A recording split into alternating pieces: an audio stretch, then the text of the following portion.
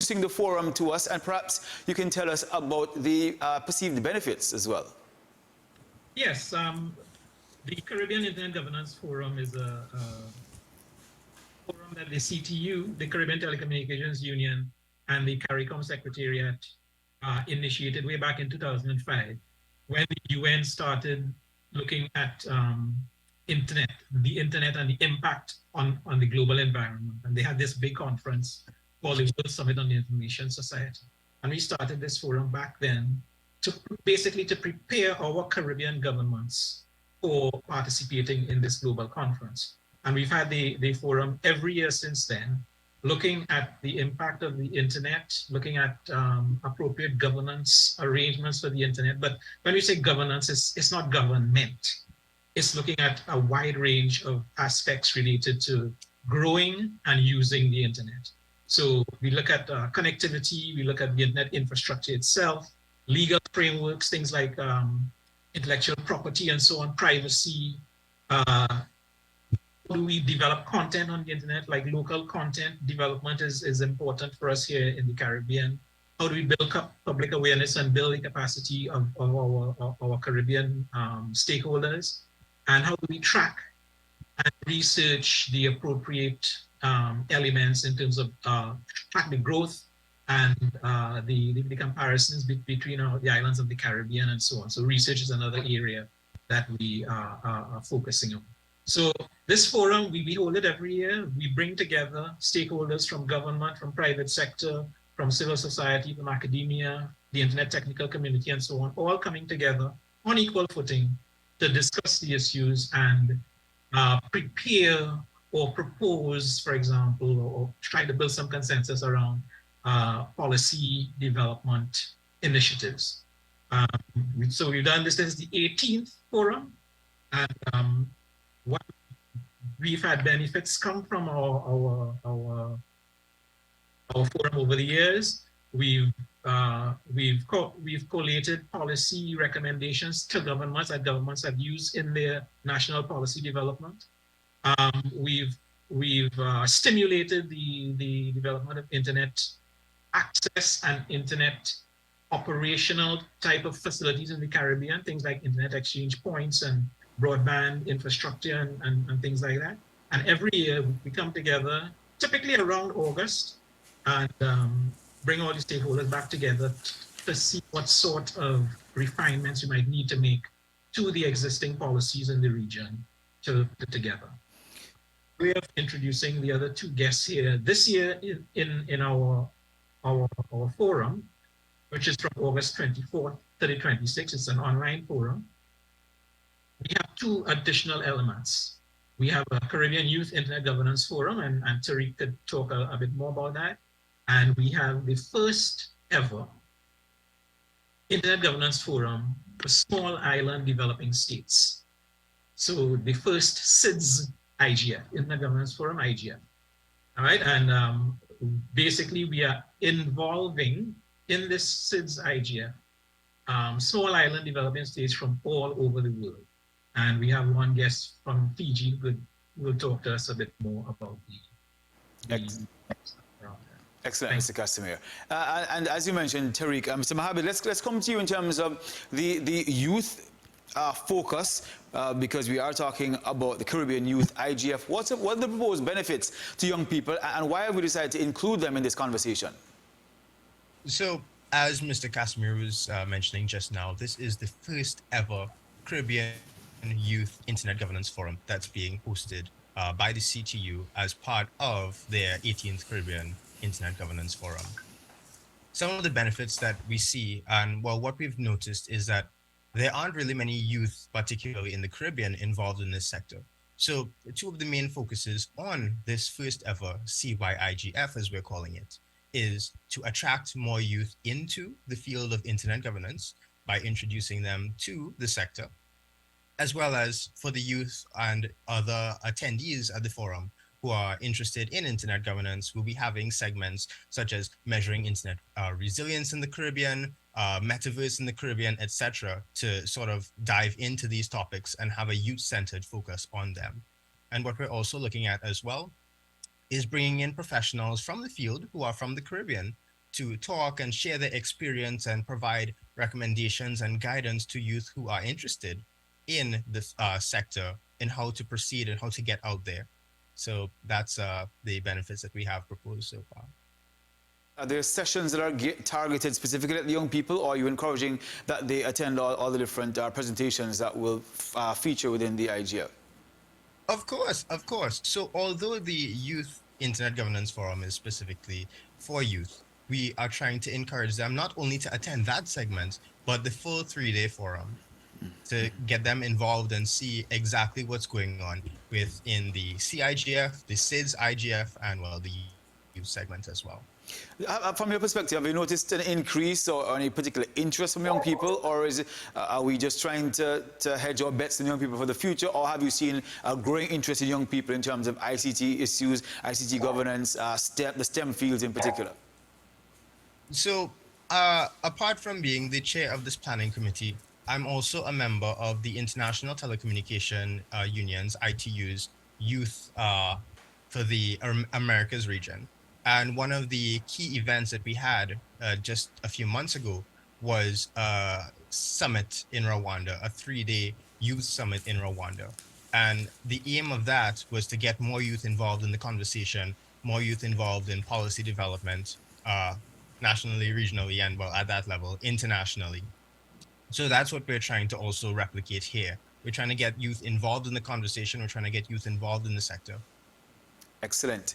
Ms. Lagakali, let's come to you now as we're talking about the SIDS aspect of the IGF in terms of what will affect not only us in the Caribbean, but in small and developing states such as Fiji. What are some of the major issues from your perspective that will stand out in terms of the forum? From my perspective, some of the major issues that we're going to come across is now that we're having cables coming in everywhere, we're getting internet accessibility is becoming a big deal in a lot of countries, in a lot of small island developing countries, especially in the Pacific Island countries. Internet is also becoming more affordable. One thing that we're facing is a lot of our young people, you know, we're having the Youth IGF for this purpose as well. A lot of our children and young people are coming online. A lot of our older generation people are coming online, and there's a lot of safety issues in terms of, you know, is my device safe to come online? Is there phishing access? You know, clicking on an email that could end up getting your accounts hacked. What are some safety? Child pornography is a big deal that we're facing with, and including TikTok. TikTok becoming really popular amongst our young people, and TikTok being used now as a means to for around, you know, sexual cases for in children and young people, rape cases resulting from just meeting up and hookups through TikTok as well. And you know, we want to be able to look at, you know, cybersecurity. Is our region, is our small island developing states, are there, you know, are there enough measures? I want to exchange information around what are some of the best practices that you know, is working in this particular country, this small island developing state, that you know, the Pacific Island countries could learn from as well. Mr. Cassimire, we're going to come to you in a second to talk about data protection. But Mr. Lagakali, first, in terms of protecting our young people, as you would have been discussing, from some of the devices awaiting them on the internet, how do we propose that we do that, though? Perhaps this is a precursor to the forum itself. We really need to start looking at our curriculums in schools. Our curriculums, you know, we're so focused on, yes, maths, English, these are really good subjects, but what about lessons around, you know, safety online? What are our devices safe enough? Is how to detect malware? Do we have the right tools? Do we have the right kits?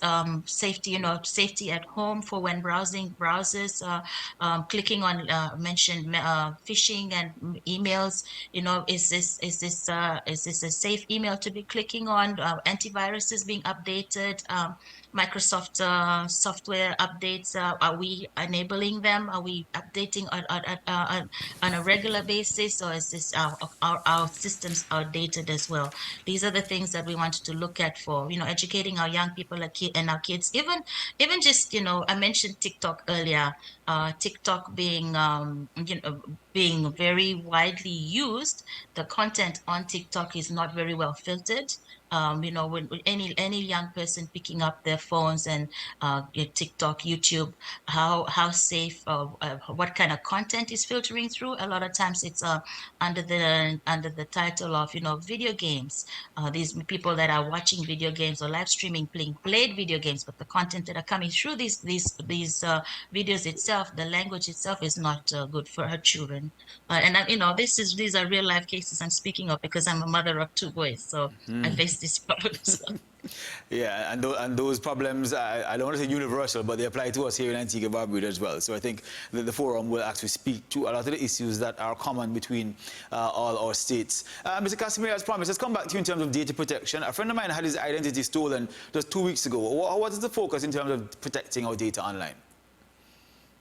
Well, it's some of what Cherie has already mentioned, which is capacity building, making people more aware of the dangers, people more aware of the safeguards that they need to take with respect to working safely online.